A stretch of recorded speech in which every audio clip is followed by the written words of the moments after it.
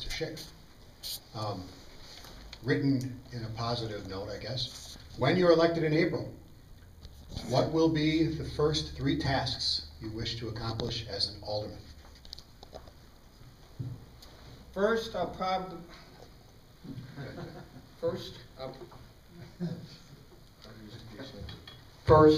think I'll go to Little Cancun for, I think, some margaritas. Okay, that's the first thing. Second thing is, I am not known in this community that well, so I have to really dig in to get to know more people, and I have to know a lot more history of the community, seeing as I just drew my papers, drew them in late December. So I really have to get to know the people and what this community is really all about. And the other thing is I do want to have, and I think my last thing is that my past has been filled with taking people into terrible places. And I've had to do it by team play. And I hope to bring to the organization, and I call it an organization, the city council, whatever you want to call it, an air, if you will, that the only way we're going to accomplish the thing I just talked about with our, as far as our getting some sort of sports facilities in, I do believe the only way we're going to accomplish it is by thinking out of the box and thinking as a team, and making sure our council meetings don't last for 4 hours over some of the most ridiculous things I've ever heard in the history of ridiculous. If I ever ran a meeting like that in the daggum military, I would be thrown right out of the office. So I think we need to do things as a team, and as far as I'm concerned, I think we can pull off everything we want to do with a little bit of work. Okay, next up is Wilhelm. When you're elected in April, what will be the first 3 tasks you wish to accomplish as an alderperson? Well, I think our most challenging task is going to be our budget. And I guess I'll do my best to tackle those financial challenges, and by minimizing our impacts as the best we can. Hopefully the room you're sitting in here tonight will be available to you in the future, but that might not happen. Those are the things we might have to cut. So I think we're going to have to ask the people, if it comes down to cutting services, what exactly you want to see cut. I want to finish the outstanding projects that I've been working on. I have several different things, drainage issues, safety issues, road repairs, 51st Street, there's been a lot of concerns with that.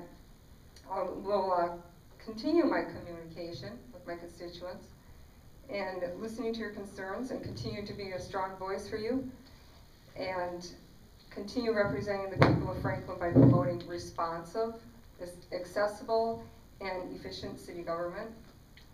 I'd like to find solutions to the constituents' issues and be fiscally responsible during these times. Okay, we come around to Steve Taylor. When you're elected in April, what will be the first 3 tasks you wish to accomplish as an alderperson? I guess just to name a couple, number 1 would be to continue to be responsive to the constituents. I know my opponent took offense to some of my literature, but I was asked when I ran that they wanted someone more vocal and more assertive. Not to say that he wasn't assertive on certain issues, but the fact was, across the board, more visible. And I think I've done that. And I think I've been very accessible to the needs. I know there's a number in the audience today that have worked firsthand on projects that were sitting there when I came on board. Secondly, using the Development Process Review Committee that I created a year ago in January to help to continue with the development process, to try to make things simpler for developers to come here. You want to get your tax base, you want to get more revenue in here, you need to get businesses in here, and trying to streamline the process is definitely going to work. Being proactive instead of reactive. I've talked about some things that have made people a little bit irritated with me. I've had a lot of criticism for talking about forward-thinking leadership, and I'm going to continue to do that because I think it's right. You can't just bury your head in the sand, hope that things are going to get better, and then 5 years from now pull your head out and say, well, look, everybody's passed us by. So I'm going to continue to be proactive and look down the road. And then transparency. I know Mr. Schick talked about a 4-hour meeting. Well, the 3 months when I was sitting in the audience, when I was campaigning, those meetings were done in an hour and a half tops.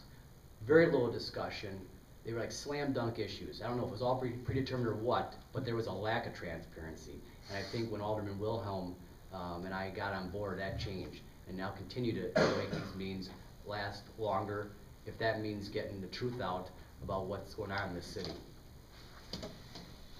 Okay, next, Mr. Kosevich. When you were elected in April, what will be your first 3 tasks you wish to accomplish as an alderperson?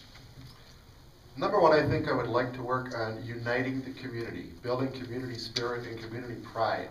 We talk about the development that we want to have happen in our city. It's not going to happen without people caring about what is going on around them. Just to give you a little example, I belong to St. Paul's Church on 51st and Rawson. We're in the process of building a new church.